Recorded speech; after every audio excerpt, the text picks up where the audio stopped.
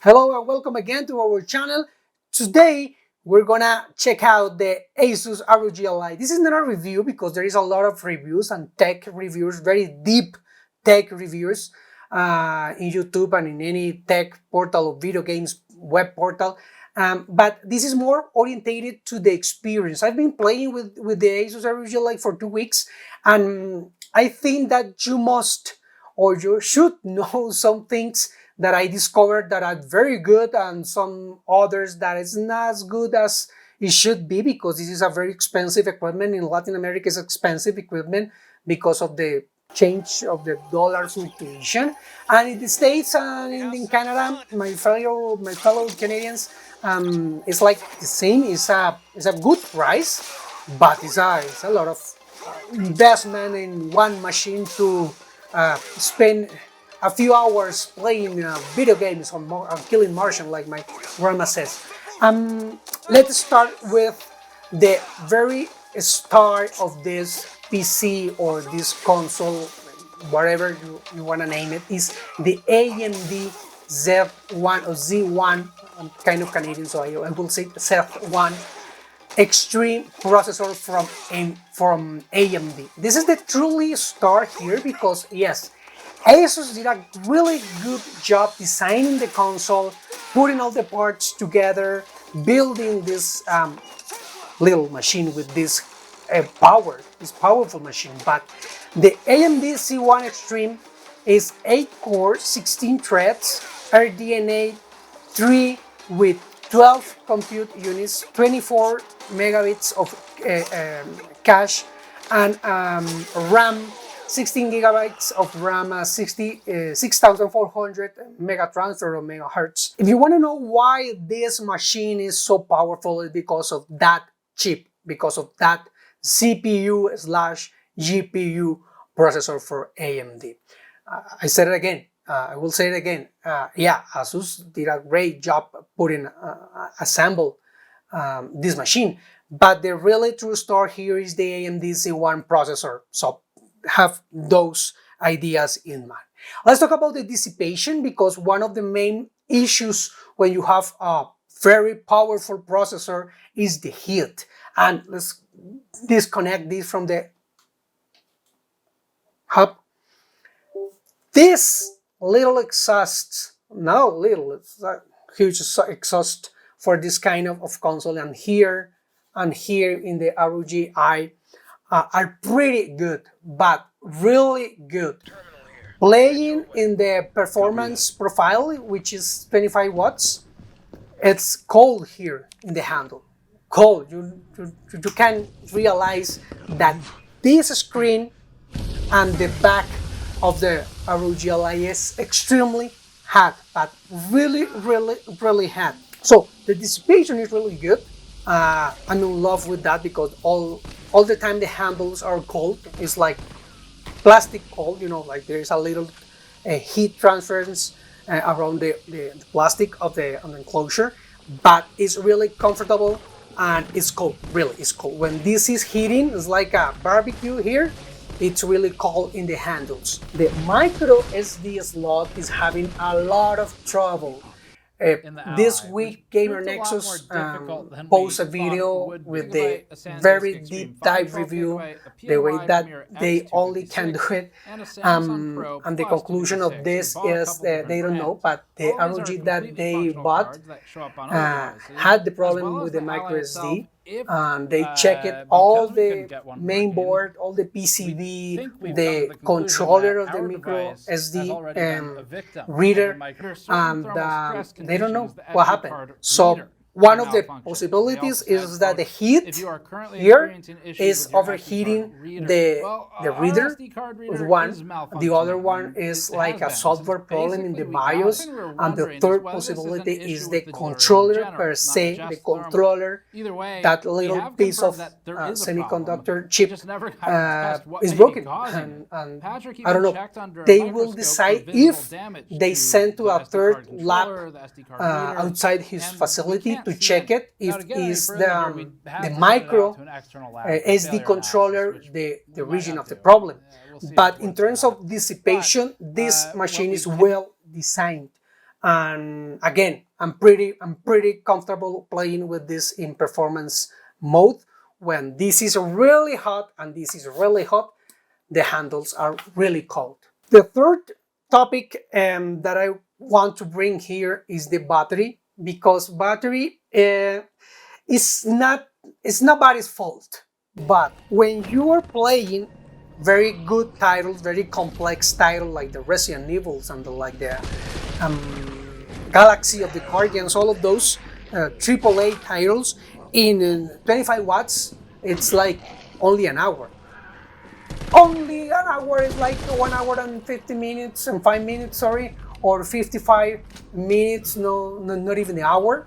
And when you try the other kind of games like less difficult games for the GPU, you can have probably 1 hour and 25 minutes, 1 hour and a half, and the performance is 15 watts. Sorry, 15 watts is the performance, and the turbo is 25 watts. In 25 watts is like barely an hour, and the performance mode is 15 watts, is more than an hour and 15 minutes, 20 minutes, something like that. It's not a problem with the battery is good, but you know that when you have so much power in the processor, you will need more electrical power. So at the end, you have to decide what kind of title you will play when you are on battery mode. When you are connected to the wall, I mean, it's not an issue. So suggestions, for example, first, check every time when you execute a game, go to the profile and check that everything is low or low mid, but the idea is low, everything is low. And if you want to have more battery, you have to make like another sacrifices, like, I don't know, change the screen to 60 hertz instead of the 120 hertz. It's kind of crazy thinking that, because when you bought this kind of game consoles, the idea is to obtain the maximum performance of the screen, and this OLED screen, full HD 1080p, it's 120 hertz is for what you pay. So at the end, change it to 60 hertz. Okay, it could be a sacrifice because you want to play more in terms of time. But if it's not enough, you definitely will go to the market, go to Amazon and buy a battery, a power bank, for example. For example, this one Anker Prime is 200 watts output. You only need 65 for the ASUS ROG, but this battery, this Anker Prime, is 200 watts, so it's more than enough for this kind of ASUS ROG. And you will plug it, and you will have like 20,000 milliamperes, so you will have like probably more than an hour, probably 2 hours more. And there is another version with 27,600 milliamperes, so it's more expensive, but you will have like 3 hours. So sacrifices, if you want to take the best of the ROG, the 120 hertz of refresh rate and all the details, I mean, you will have to play like an hour. If you can play with less, you will play longer. Fourth topic, audio. The audio here is really good. These speakers work perfectly. It's very clear, the sound.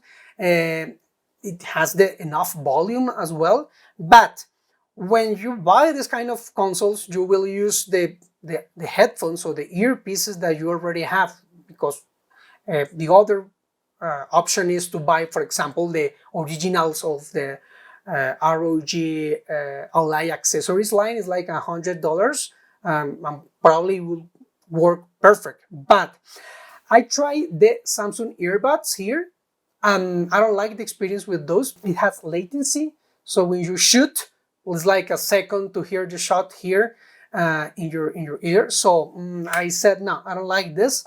I tried my very good Sony WH-1000X M3.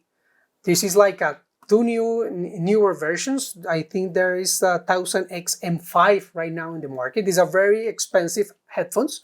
These headphones are my choice for travel, air travel. So I have noise cancellation. The Bluetooth is very good, and there is no latency with the ASUS ROG. I love that because it sounds amazing, and there is no latency. When you shoot, tune, here you have it. And the other thing, the other one that I tried was like my regular USB-C headphones from ROG, the Delta. Amazing, really, really good. You can even synchronize your Aura lights. This is very good. This is very nice. Even you have a microphone, so you can stream with that. But the downside is like you only have one USB-C port, so you will be blocked for anything else, even for charging the ASUS ROG. So that's one downside point that we will talk in the conclusion of this video. The fifth topic is the games, because I'm not used to deal with the Xbox world because I am a PlayStation guy since PlayStation 1, 2, 3, 4, and I was thinking in buy the PlayStation 5, but I decided to sell the PlayStation 4 and buy the ASUS ROG Ally. So here in Latin America, I don't know if in the States it's the same. I think yes. If you don't have it, you will have 3 months of Xbox Game Pass with a lot of good, really good titles. As always, there is a good ones and more or less titles. But it's really good. For example, this Teenage Mutant Ninja Turtles that you are watching, or can the Halos, or even the Flight Simulator. I don't know. We can, but I think with a hub, like a dock station, something like that, and a keyboard and a mouse, you will have it. You will play it. I don't know. It's like there is so many games. I already download Mortal Kombat, for example. I have Injustice. I have Forza 7, really good title. With my kid, I was playing MotoGP 22. I was playing by myself, obviously. Redfall, because I love zombie games. Texas Chainsaw Massacre. It's amazing that have these kind of titles. Or going and travel to the past. The travel time with Wolfenstein 3D. This is a video game from 1993, which is as amazing. And Doom. I mean, Wolfenstein. There is the all Wolfensteins in the 3 of them or the 4 of them. I'm a very huge fan of the new saga of Wolfenstein, and not only the 1993 Wolfenstein.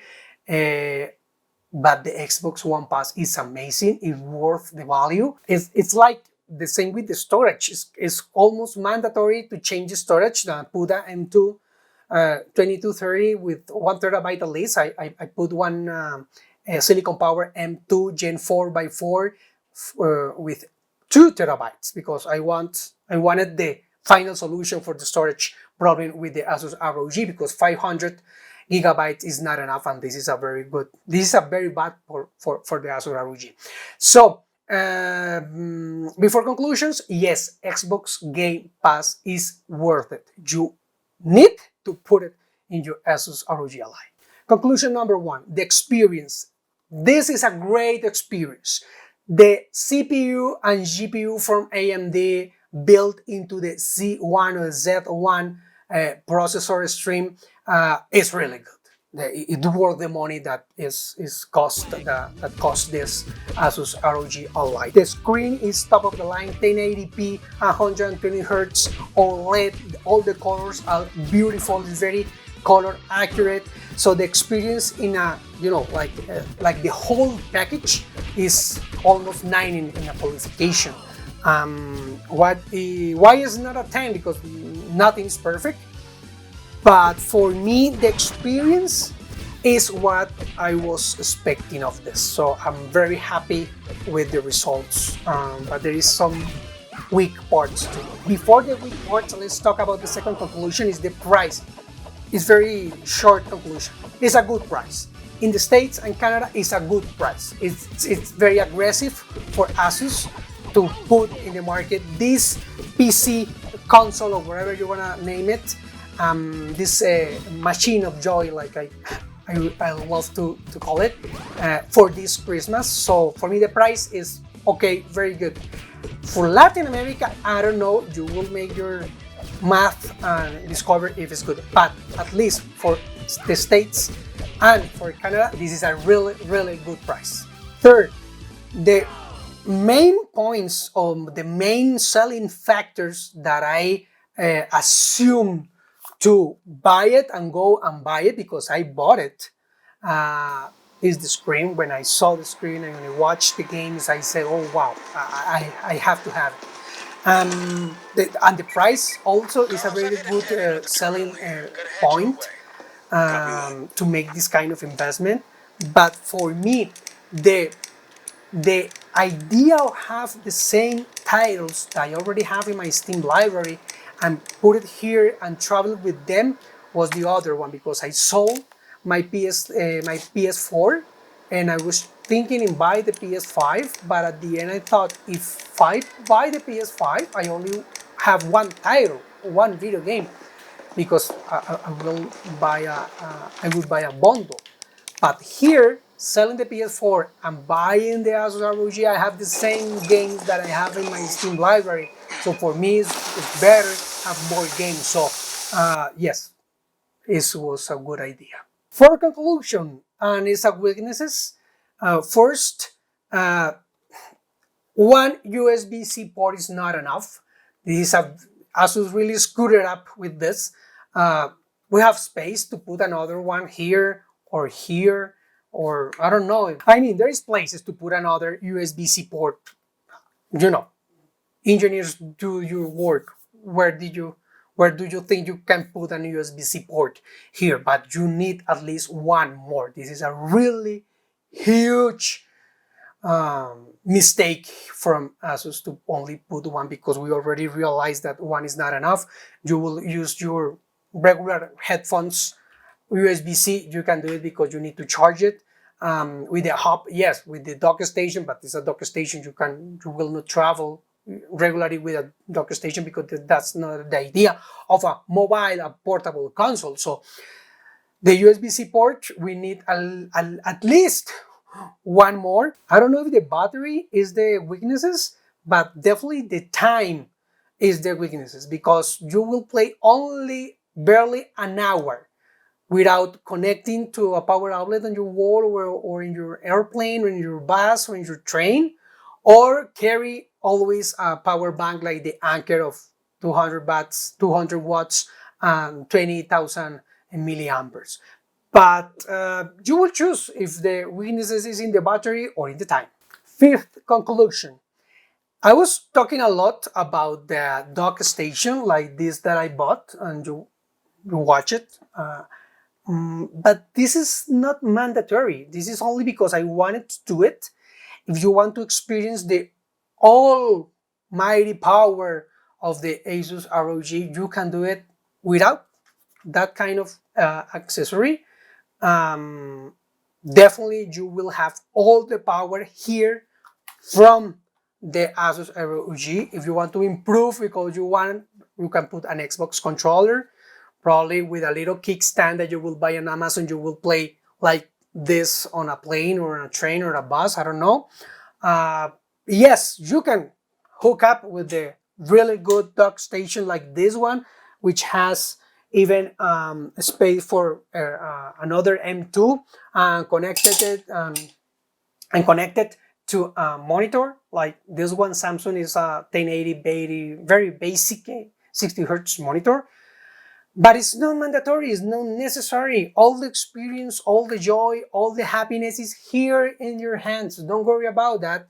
Worry about here. Put good games, put Xbox Game Pass here. We're gonna come back in 60 days. Why? Because it's like a second review, or more than a second review. It's like telling you guys my journey with the ASUS ROG Ally. I think I'm pretty comfortable with the investment that I made. I'm pretty happy with the video games and the experience, but I think it's gonna be very useful for you have this kind of storytelling 60 days after this. Today is September 11.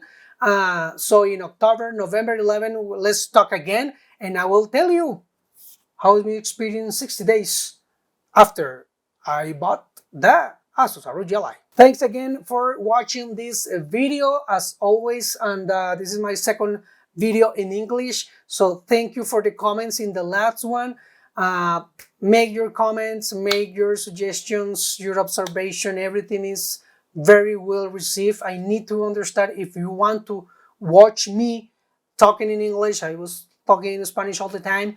Now I'm gonna expand my experiment to French and Portuguese. But for you, my dear Anglophones around the world, if you're watching me, please let me know if you want to watch more content from me in English here in this very tech channel named El Tecnófilo. Peace and prosperity for all.